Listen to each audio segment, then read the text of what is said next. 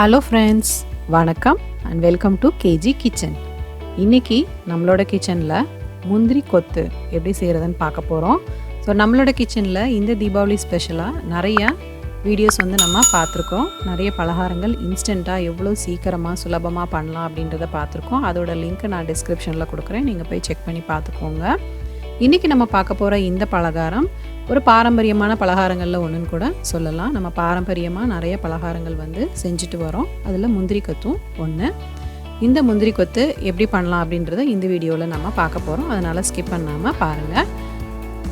நம்ம சேனலில் நீங்கள் முதல்ல பார்க்குறவங்களா இருக்கீங்கன்னா சப்ஸ்கிரைப் பண்ணிவிட்டு பக்கத்தில் இருக்க பெல் ஐக்கானையும் கிளிக் பண்ணிவிட்டு ஆல் நோட்டிஃபிகேஷன் கொடுத்துக்கோங்க. அப்போ தான் நான் அடுத்தடுத்து போடுற வீடியோஸ் உங்களுக்கு நோட்டிஃபிகேஷனாக கிடைக்கும். பாருங்கள், வெளியில் மொறுன்னு உள்ளே சாஃப்டாக ரொம்பவே சூப்பராக நம்மளோட முந்திரி கொத்து இருக்குது. வாங்க இதை எப்படி செய்கிறதுன்னு பார்க்கலாம். இதுக்கு ஒரு கப் அளவுக்கு நான் பச்சை பயிர் எடுத்திருக்கேன், அதாவது க்ரீன் மூங் தால். இதை நம்ம இப்போது பேனில் சேர்த்துக்கலாம். பேனில் தண்ணி இருக்கக்கூடாது, எண்ணெய் எதுவும் சேர்க்க வேண்டாம். வெறும் பேனில் நல்லா ஃப்ரை பண்ணி எடுத்துக்கோங்க. நார்மலாக வாசனை வர வரைக்கும் வறுக்கக்கூடாது, நல்லா செவக்க வர வரைக்கும் வறுத்து எடுத்துக்கணும். அந்த அளவுக்கு நீங்கள் வறுத்து எடுத்துக்கோங்க. ஹை ஃப்ளேமில் வைக்காமல் மீடியம் ஹை ஃப்ளேமில் வச்சிங்க அப்படின்னா ஈவனாக எல்லாமே நமக்கு வறுத்து கிடைக்கும். அதனால் நல்லா வர வரைக்கும் வறுத்துக்கோங்க.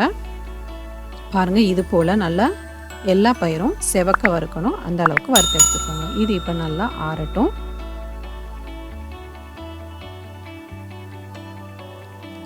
அடுத்து திரும்ப ஒரு பேன் அடுப்பில் வச்சுக்கோங்க. இதில் ஒரு அரை கப் அளவுக்கு துருவின தேங்காய் சேர்த்துக்கோங்க.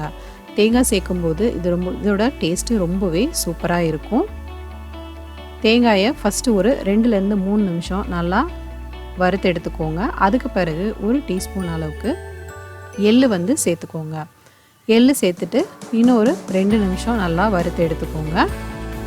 தேங்காயில் உள்ள ஈரப்பதம் போகணும், அதுதான் இதோட பதம். இப்போ நம்ம எடுத்து வச்ச பயிர் நல்லா ஆறிடுச்சு. இதை நம்ம அரைச்சி எடுத்துக்கலாம். ரொம்ப வலுவலுன்னு அரைச்சி எடுக்கக்கூடாது. பாருங்கள், இது போல் ஈரப்பதம் போயிருக்கணும். இப்போ நம்ம அடுப்பை ஆஃப் பண்ணிடலாம்.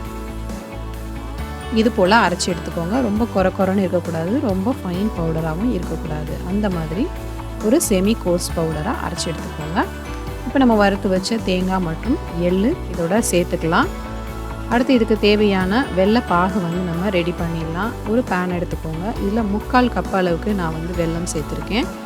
ஒரு 2-3 டேபிள் ஸ்பூன் அளவுக்கு தண்ணி சேர்த்திங்கன்னா போதுமானதாக இருக்கும். அதாவது வெல்லம் மூழ்கிற அளவுக்கு தண்ணி சேர்த்துக்கோங்க.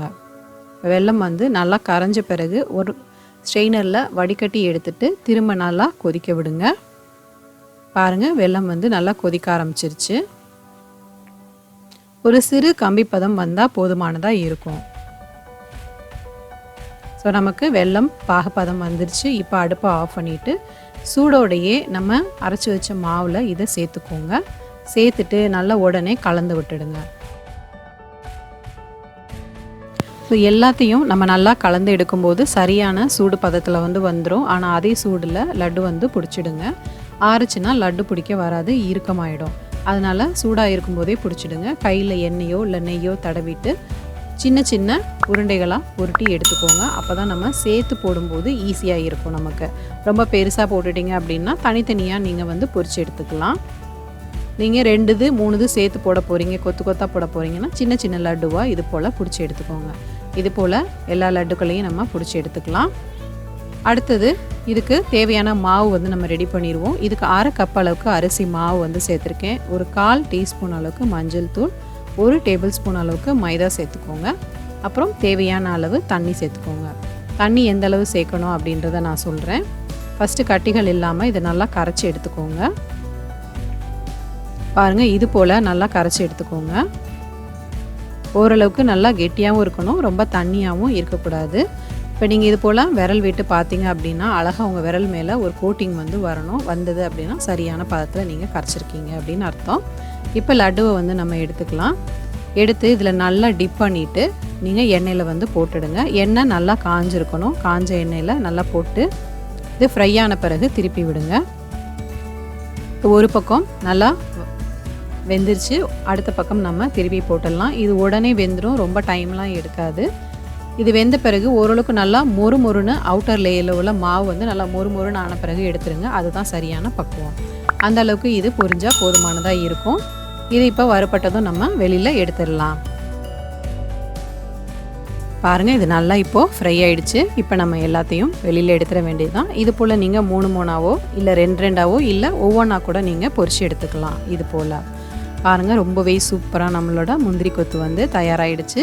இந்த தீபாவளிக்கு நீங்கள் இது போல் வித்தியாசமான ஒரு ஸ்வீட் வந்து ட்ரை பண்ணி பாருங்கள். ரொம்பவே சூப்பரானது, ஹெல்தியானதும் கூட. பசங்களுக்கு இது போல் செஞ்சு கொடுங்க. செஞ்சு கொடுத்துட்டு உங்களுக்கு எப்படி வந்ததுன்றதை என்னோடய கமெண்ட் பாக்ஸில் பதிவு பண்ண மறக்காதீங்க. இந்த வீடியோ உங்களுக்கு பிடிச்சிருந்ததுன்னா லைக் பண்ணுங்கள், ஷேர் பண்ணுங்கள். கேஜி கிச்சனுக்கு சப்ஸ்கிரைப் பண்ணுங்கள். தேங்க்யூ.